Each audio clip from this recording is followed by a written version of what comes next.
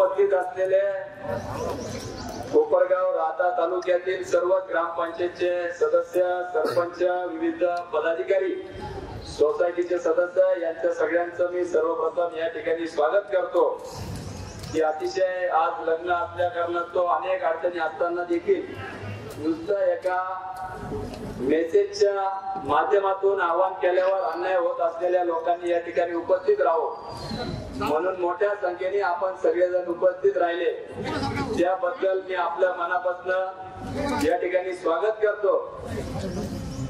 कुठलेही आमिष न दाखवता स्वइच्छेने आलेली ही गर्दी आहे ही टाळ्यामधून यांना कळू द्या, कारण की या ठिकाणची पद्धत डोळे वटरून काम करून घेण्याची पद्धत आहे या तालुक्याची। ती लस आपल्याकडे लागू नये म्हणून आपण आपल्या पद्धतीने या ठिकाणी आलेलो आहे। अधिकारी आलेले का? वाड्यावरून फोन आला सध्या, हरकत नाही। या ठिकाणी मित्रांनो अनेक वक्त्यांनी माझ्या आधी सगळे मुद्दे घेतलेले आहेत। बोलण्यासारखी खूप मोठी यादी आपल्या हातात आहे। ही वेळ आपल्यावर का आली? खरं तर ही भूमिका काय आपण राज्य सरकारच्या विरोधात नाही, परंतु या तालुक्यातले ज्यांनी पालकत्व स्वीकारलं 30-30 वर्ष ज्यांच्याकडे लाल दिव्याची गाडी आहे, तालुक्यात नव्हे जिल्ह्यात ज्यांचा त्या ठिकाणी नेतृत्व आहे, पालकमंत्री आहे, जिल्ह्याचे खासदार त्यांचे आहे, सगळे जिल्ह्याचे पदाधिकारी पक्षाचे त्यांच्या ताब्यात आहे। 1.5-2 वर्ष झालं त्या ठिकाणी जिल्हा परिषद, पंचायत समिती, नगरपालिका अस्तित्वात नाही। जिल्हा परिषदेचे सीओ असतील, कलेक्टर असतील, एसपी असतील, सगळे अधिकार ज्यांचे आदेश ऐकतात असं सगळं केंद्रीकरण सत्तेचं ज्यांच्या भोवती झालेलं आहे त्यांनी ज्या पद्धतीने त्या ठिकाणी भूमिका घेतली पाहिजे ती न घेत असल्यामुळे आपल्यावर सातत्याने होत असल्यामुळे अन्याय होत असल्यामुळे आज आपण खरं तर ही आपल्यावर वेळ आलेली आहे। आपल्याला ज्ञात आहे आपला इतिहास मागाशी धनुभाऊंनी सांगितला की स्वर्गीय शंकररावजी कोल्हे साहेबांपासून आपण ही संघटनेमध्ये काम करतो। गेले अनेक वर्ष या ठिकाणी काम करतो। अनेक जण कोपरगावचा उल्लेख करत होते, परंतु मी आठवण देऊ इच्छितो की या शिर्डी नगरीचे देखील अनेक वर्ष आदरणीय स्वर्गीय शंकररावजी कोल्हे साहेब आमदार राहून राहिलेले आहेत। त्याच्यामुळे ही काय कोणाची जागिरी किंवा मक्तेदारी असं समजायचं काही कारण नाही। आणि म्हणून स्वर्गीय शंकररावजी कोल्हे साहेबांनी ज्या ज्या वेळी आपल्यावर अन्याय झाला, आपण जरी पक्ष कुठलाही असला तरी विषयानुरूप राजकारण करत आलेलो आहे। विषय जो असेल तो हाती घ्यायचा, शेतकऱ्यांवर ज्यांचं लक्ष तोच आपला पक्ष, हे धोरण घेऊन आपण चाललेलो आहे। दीन दलित गरीब दुबळ्यांवर ज्यांचं लक्ष तोच आपला पक्ष, हे धोरण घेऊन आपण कायम चाललेलो आहे। मग स्वपक्षाच्या विरोधात देखील अनेकदा आपण आंदोलन केले। घंटकरी शेतकऱ्यांच्या विरोधात साहेबांनी आंदोलन केलं। 3 महिने जवळपास नाशिकच्या जेलमध्ये त्या ठिकाणी साहेब राहिले। त्याप्रमाणे पाटपाण्याचा प्रश्न असेल, इतर कांद्याचे भाव असेल, दुधाचे मेळावे असतील, दुधाच्या विरुद्ध सरकारच्या विरोधात आवाज उठवणं असेल, आदरणीय दादांनी देखील अनेकदा पंचायत समितीवर असेल, जिल्हा परिषदेवर असताना त्या ठिकाणी त्यांच्या पिंपरी निळवणीतील निळवंडे धरणासाठी आंदोलन असेल, त्याच्यानंतर त्यांची हृदयाची शस्त्रक्रिया इथं शिर्डी संस्थांच्या हॉस्पिटलमध्ये झाली।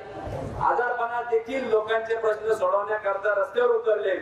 काही देखील आमदार झाल्या पहिल्याच अधिवेशनामध्ये निळवंड्याचे कालवे पूर्ण व्हावे म्हणून पायऱ्यांवर सत्ताधारी पक्षात असताना देखील त्या ठिकाणी पायऱ्यांवर बसले, बोर्ड धरला।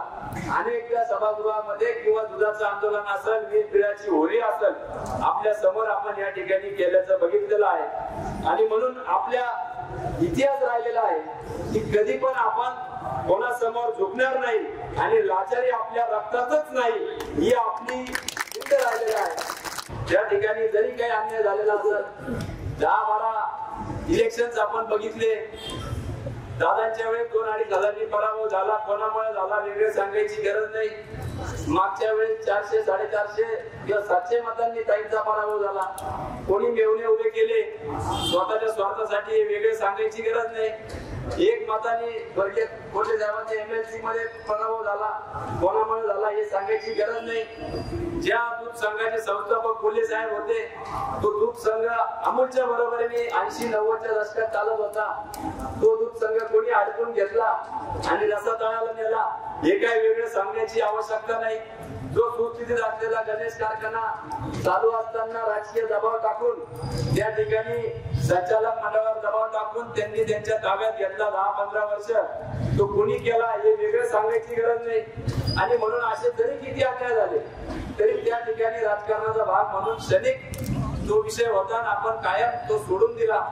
अनेकदा आपण संवत्सर ग्रामपंचायती बिनविरोध सोडून दिल्या, पंचायत समितीसाठी मेवण्याला जागा सोडल्या, जिल्हा परिषदेच्या जागा सोडल्या. याच आशेने की कधीतरी ते सरळ वागतील. 2 पिढ्यांनी त्यांचा अनुभव घेतला. मी म्हटलं नाही आता 3री पिढी आपण संबंध सुधारून घेऊ. शिवाजी दादा या ठिकाणी आहे. धनुभाऊंनी त्यांनीच माझी गाडी अडवली होती खरं तर गणेश कारखान्याच्या वेळेस. पण त्या आधी आपल्या मार्केट कमिटीचे सभापती साहेबराव पाटील बोलले या ठिकाणी.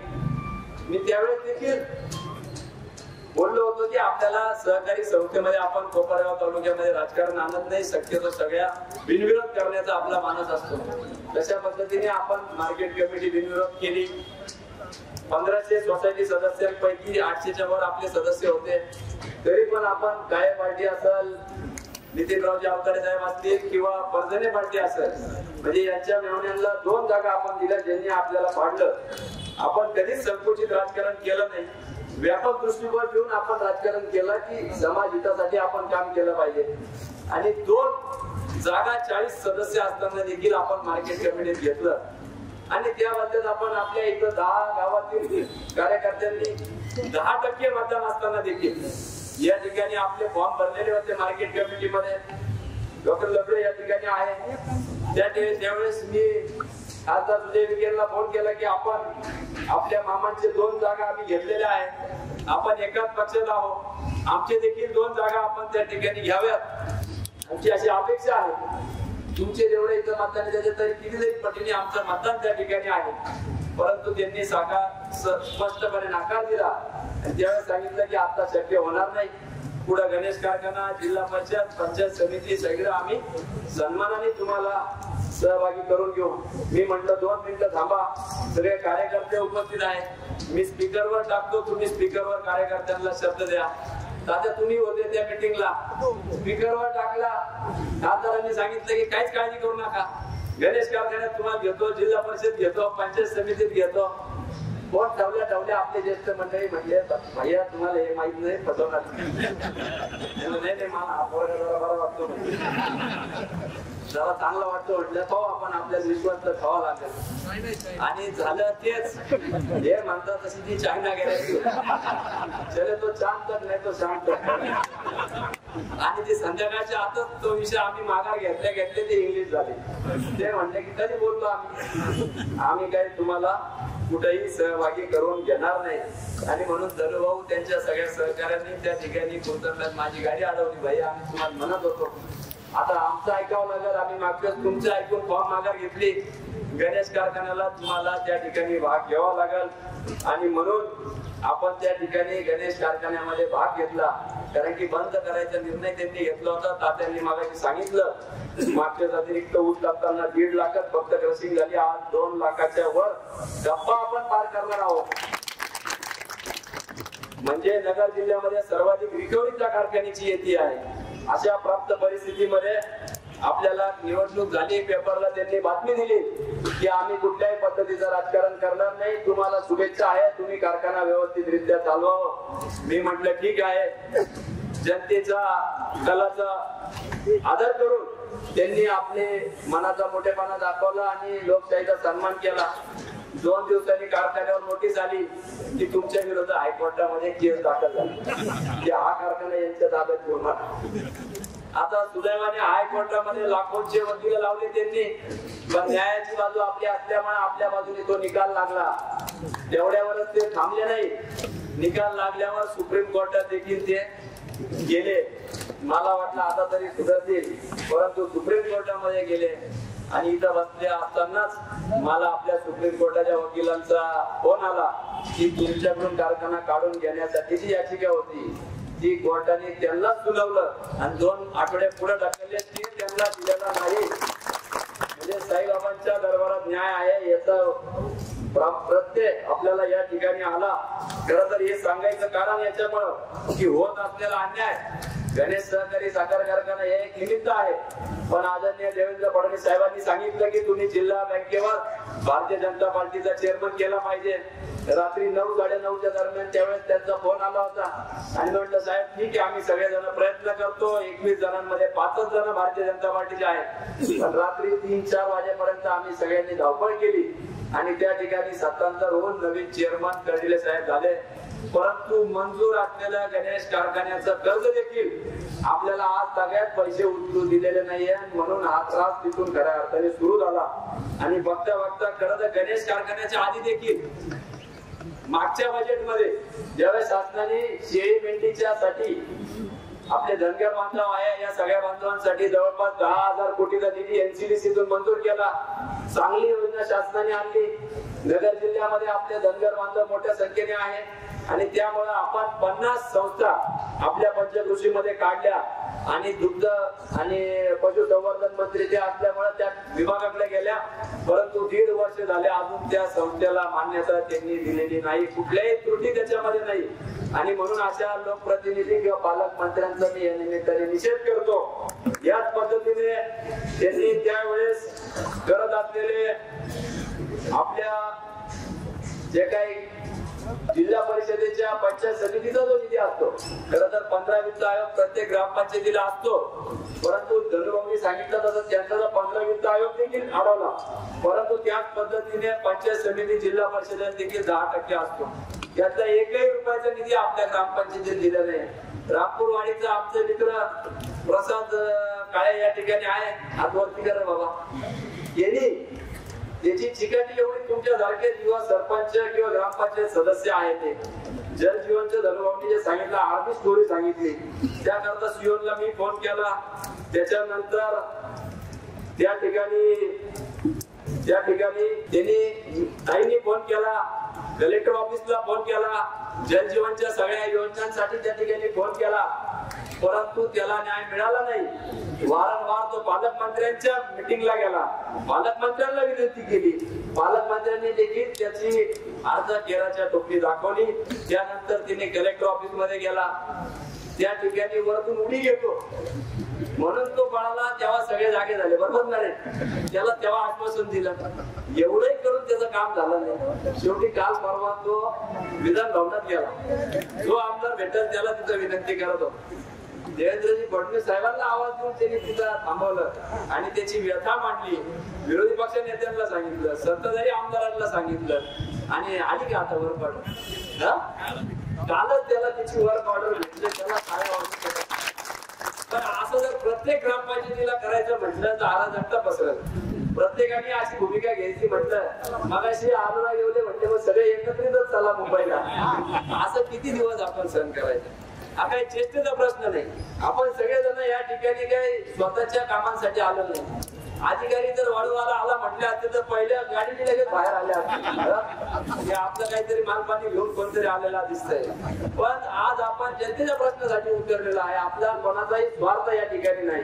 ही सगळी मंडळी लोकनियुक्त सरपंच 1,500-2,000 हजार मतांनी या ठिकाणी निवडून आलेले. स्वाभाविकरित्या आमचे कानिक भाऊ मी म्हटलं किती वाटतो का काय? 1.5-2-3 वर्ष होत आले. एकही प्रश्न जर सुटत नसेल तर काय करणार? 200 लोक 3-3 लाख रुपयांनी त्या ठिकाणी जमिनी आपल्या एअरपोर्ट मध्ये गेलेली आहे. फक्त 3 लाख रुपये एकराप्रमाणे त्याने भूमिहीन झालेले आहे. त्यांना त्या ठिकाणी नोकरी मिळावा यासाठी गेलो तर त्यासाठी देखील कोपरगावचे किंवा काकडीचे ग्रामस्थ म्हणून त्यांना नोकरी नाकारली जाते. 353 सारखे गुन्हे दाखल केले जातात. अनेक गुन्हे खोट्या पद्धतीचे गुन्हे दाखल केले जातात. शिर्डीचे सरपंच आलेले एक आमच्या इथं 15 वर्षांनंतर विखे पाटलाकडून ती संस्था आपल्या ताब्यात आली. काही कारण नसताना सातत्याने त्या संस्थेवर किंवा ग्रामपंचायतीचे आपले अर्ज फाटे करून त्याची चौकशी लावण्याचं काम चालू आहे. काल परवा मी त्यांना विचारलं, अरे बाबा चौकशी चालू आहे ते कितीचं काम आहे? असं पण 2,500 रुपयाचं काम म्हणजे त्याचे भ्रष्टाचार नाहीये, पण त्याच्यामुळे सगळं विराड घेऊन त्यांना त्या ठिकाणी बोलवायचं काम चालू आहे. गुंतवल्याची पाणी पुरवठा योजना असेल, फक्त आणि फक्त आमदार ताईंच्या कालखंडामध्ये संबंध महाराष्ट्राचा जीआर त्या ठिकाणी काढला गेला की शेती महामंडळाची जागा ही पाणी पुरवठा योजनेसाठी मोफत देण्यात यावी, आणि महाराष्ट्रातील पहिला प्रकरण म्हणून त्या कोणतांब्याचा सँक्शन झालेलं का. यानंतर कोकमटान झालं, मागून येऊन सगळे पूर्ण झाले, परंतु एक कोणतांबेकर आपल्या विरोधात जाताना मग यांची जिरवायची कशी. अजून ते पाणी पुरवठा योजना पूर्ण झालेली नाही, बरोबर ना. 15 वित्त आयोग दिलेले, आणि म्हणून हे जिरवाजिरवीचं राजकारण कुठंतरी सत्तेत असल्यामुळे ही जी सत्तेची मस्ती आणि मार जो झालेला आहे तो थांबला पाहिजे, म्हणून त्याच्या विरोधात आपण आज खरं या ठिकाणी आलेलो आहे. आज पाहिलं आपण सामाजिक कार्य किंवा 80% समाजकारण म्हणून या ठिकाणी आहे, पण त्यांचं धोरण पाहिलं तर 80% राजकारण आणि राहिलेल्या वेळेत समाजकारण करायचं. आता मला कळलं पिंपळवाडी इथे उद्घाटनाला येणार होते, परंतु आपला मोर्चा निघाला म्हणून पीएनी नारळ फोडलं उद्घाटन केलं म्हणून. म्हणजे त्यांच्या ठिकाणचे विकास कामात त्यांनी करून घ्यायचे किंवा नाही, परंतु 30-30 वर्ष ज्यांच्याकडे लालजी होते साधा बेरोजगारीचा प्रश्न देखील सोडवता आलेला नाही. या ठिकाणी आपण 10,000च्या अधिक युवकांच्या सह्या घेतल्या, शेती महामंडळाच्या जमिनीचे अर्ज केले, सगळा पुरावा त्या ठिकाणी मी माझ्या व्हिडिओ मध्ये टाकलेला आहे. आणि वारंवार सामंत साहेब असतील, सुभाष देसाई मागच्या सरकारमध्ये असतील, यांच्या मागा लागून MIDC मंजूर करून आली, आणि त्याचं देखील त्यांना पोटदुखी त्या ठिकाणी झाली.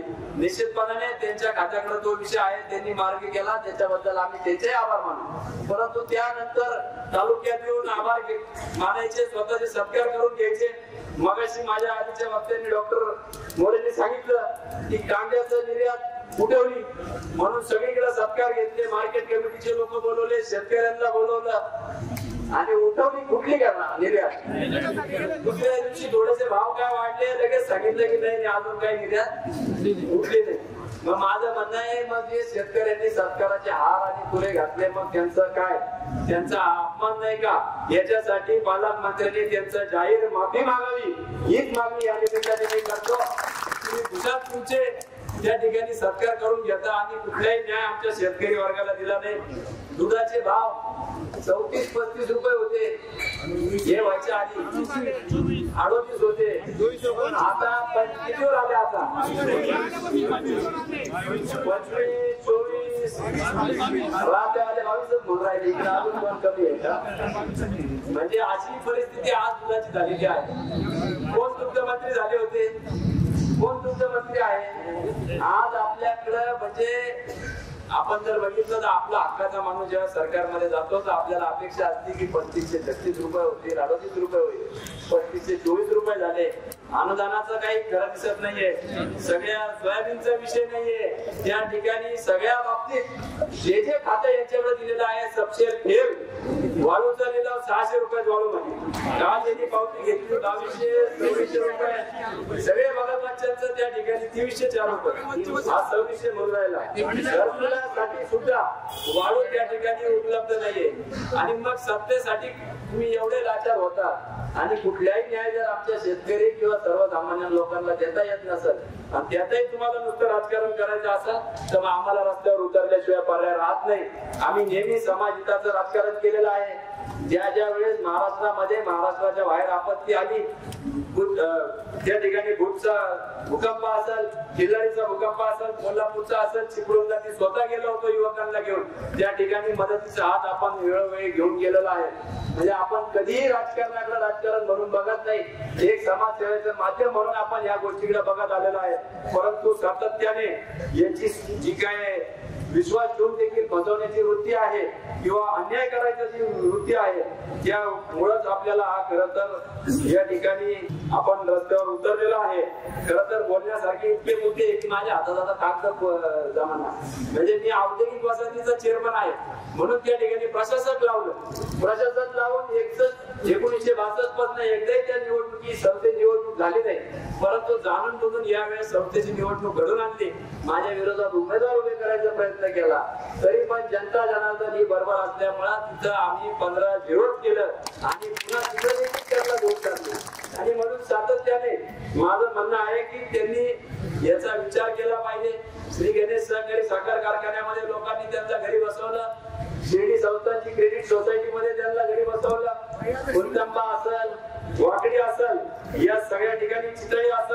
अनेक ग्रामपंचायती राहत्या तालुक्यामध्ये 77हून आपल्या विचारांचे लोक आलेले आहेत, परंतु चिकू बाबा मगाशी म्हटल्याप्रमाणे दलित वस्ती निधी 16 कोटीचा पंचवार्षिक आराखडा त्या ठिकाणी सादर केलेला आहे.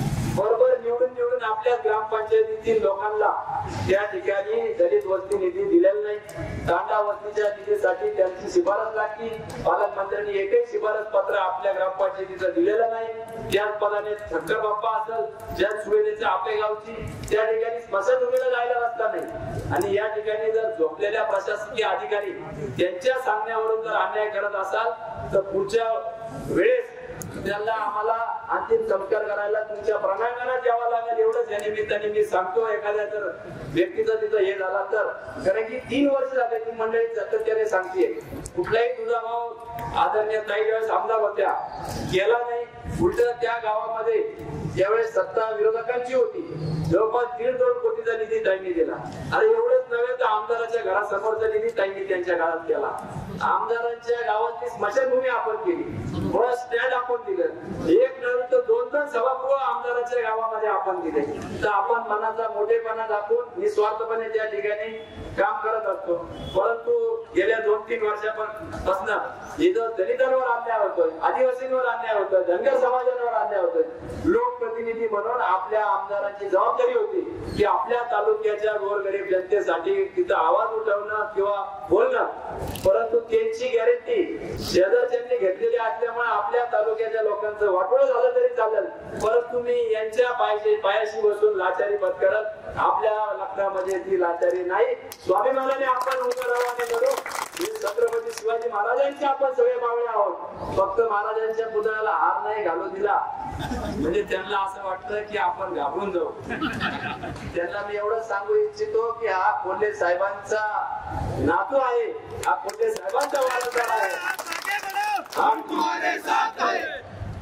या ठिकाणी लौकीच्या ग्रामपंचायतीमध्ये आपण बघितलं निवडणूक निर्णय अधिकाऱ्यांनी निर्णय दिला की हे सीट अपात्र आहे, यांनी व्हॅलिडिटी किंवा त्यांचा जातीचा दाखला जोडलेला नाही. अपात्रचं त्या ठिकाणी डायरीला नोंद झाली. 5 वाजता प्रोसिडिंग क्लोज झाली. रात्री 8-9 वाजता निरोप येतो, फटाकडे वाजले त्या ठिकाणी की आपला सरपंचाच्या सीटा विरुद्धचं सीट अपात्र झालं म्हणून. आणि कालांतरानंतर कळलं त्या ठिकाणी ते सीट पात्र झालं. दोन्ही कागद फाडले गेले. त्याचे धडधडीत व्हिडिओचे पुरावे आपण दाखवले, कागद फाडतानाचे व्हिडिओ दाखवले. आणि मला अधिकाऱ्यांनी सांगितलं महसूलच्या की आम्हाला नगरवरून फोन आला. आता कोणाचा फोन आला हे काही वेगळं सांगायची तुम्हाला आवश्यकता नाही. परंतु असो, अशा पद्धतीने गळचेपी धोरण आपलं सातत्याने घेतलं जात आहे. काय कुठील राजकारणाचे सगळ्याच गोष्टी त्या ठिकाणी त्यांनी केलेल्या आहेत. मी सगळ्या गोष्टींवर जात नाही, परंतु आज एवढंच सांगतो की आपल्या जरी आपली आज ही भूमिका असली तरी संयमाला एक मर्यादा असते. किती दिवस आपण संयम ठेवायचं. सातत्याने लोक माझ्याकडे येत राहतात. आपल्या विरोधात मोठ्या तक्रारी देखील पोलीस स्टेशन मध्ये गेल्या की भविष्यामध्ये यांना कुठेतरी संधी मिळाली तर यांच्यावर FIR असलं म्हणजे यांना तिथं संधी मिळणार नाही. परंतु मी प्रशासकीय अधिकाऱ्यांना देखील विनंती करतो, गेल्या 1.5-2 वर्षापूर्वी आम्ही आक्रोश मोर्चा काढला होता. काही मागण्या आम्ही दिल्या होत्या आणि सातत्याने दर महिन्याच्या पहिल्या किंवा दुसऱ्या सोमवारी आम्ही तिथं येत असतो आमच्या मागण्या पूर्ण व्हाव्यात म्हणून. परंतु कुठल्याही परिस्थितीमध्ये मागण्या पूर्ण झालेल्या नाही. गायगोठाचे प्रकरण मगाशी सांगितले, अर्जुन कायमला 2 मिळाले. सुनीलराव इथं आहे, ते साक्षीदार आहे. पंचायत समितीत त्यांनी काम केलेलं आहे. हे काय कशा पद्धतीने प्रस्ताव देखील ग्रामपंचायतीने पाठवला नाही. त्या ठिकाणी पशुवैद्यकीय दवाखान्यातून अर्ज लागतो तो देखील नाहीये, तरी पण त्यांना 2-2 कोटी त्या ठिकाणी मंजूर केले जातात. आणि किती दिवस असा आपण अन्याय सहन करतात. आम्ही आवाज उठवणार. आम्हाला काय कोणाची गॅरंटीची गरज नाही. आमची गॅरंटी राहता आणि कोपरगाव तालुक्यातले लोक घेतील एवढी मला खात्री आहे. अहंकार सोडा. रावणाची सोन्याची लंका देखील त्या ठिकाणी जळून खाक झाली होती, म्हणून आपल्या या अहंकार सोडला नाही तर आपली देखील काय परिस्थिती होईल ही लोकच ठरवतील. नाहीतर आम्हाला पक्षाला तरी विनंती आहे की पक्ष शिस्तीची कारवाई फक्त धडे आम्हाला देऊ नका.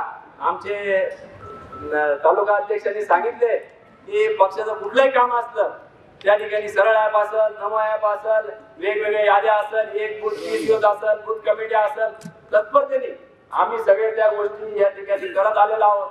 परंतु आपल्या 15-3 वर्षामध्ये काय पडलं तर नैराश्यात पडलेली आहे. आणि म्हणून काही दिवस आपण संयमाने पक्षाकडे ही मागणी करू, नाही तर आम्हाला मोकळीक द्यावी. आम्ही आमच्या पद्धतीने काय जो बंदोबस्त करायचा तो आमच्या पद्धतीने करू.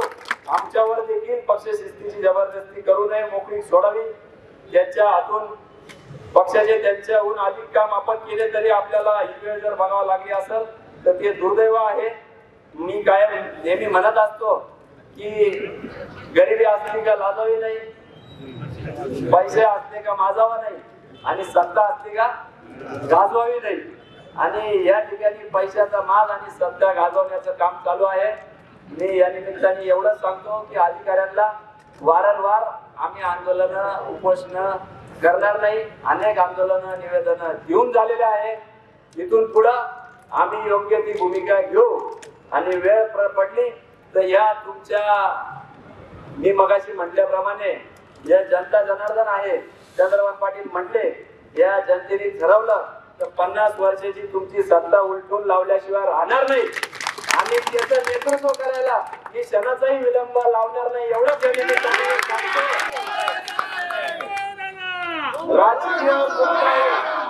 राजकीय कुठल्याही याची पर्वा न करता ही शेवटची संधी आहे. अजूनही वेळ गेलेली नाही. परंतु एकदा जर बाण सुटला तर मी या ठिकाणी जाहीरपणे सांगतो, आमच्यावर जर अन्याय होत असला तर या राहत्या मतदारसंघात तळ ठोकून या ठिकाणी मी काम करायला सुरुवात करेल. आणि यांचा अहंकार राज्य संपल्याशिवाय आहे. जज्बा रोको जीतने का, क्योंकि किस्मत बदले ना बदले पर वक्त जरूर बदलता है, वक्त जरूर बदलता है. तो वक्त बदलने के